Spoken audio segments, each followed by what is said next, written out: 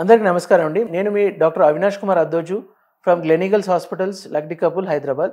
ఈరోజు మనం peripheral neuropathy అంటే ఏంటి అనేది తెలుసుకుందాము.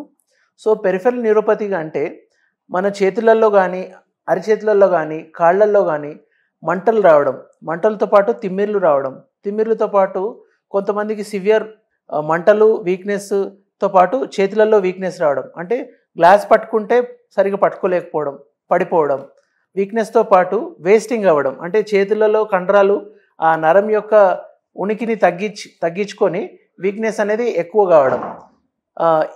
ఈ తిమ్మిర్లు మంటలు అరికాళ్ళల్లో కానీ అరిచేతుల్లో కానీ ఉంటే మనం దీన్ని సర్వసాధారణంగా న్యూరోపతి అంటాం.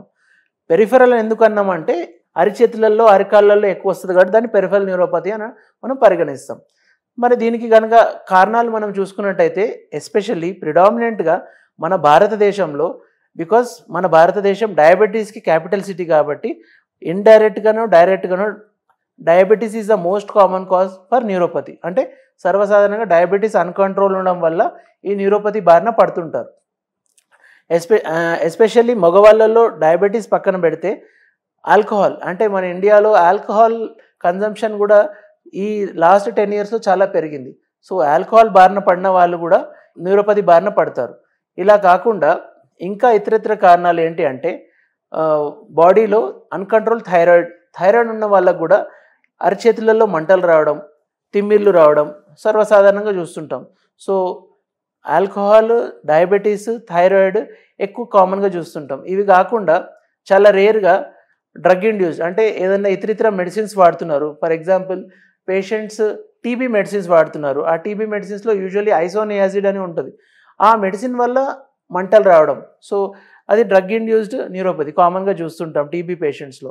ఇలా కాకుండా పేషెంట్కి ఏమైనా ఇంజురీస్ జరిగినాయి, కాలుకి దెబ్బ తాకింది, అక్కడ దెబ్బ తాకినప్పుడు ఆ నరం అనేది ఆ జాయింట్ స్పేస్లో ఒత్తిడి చెందడం, అంటే దాన్ని ఎంట్రాప్మెంట్ న్యూరోపతిగా మనం పరిగణిస్తాం.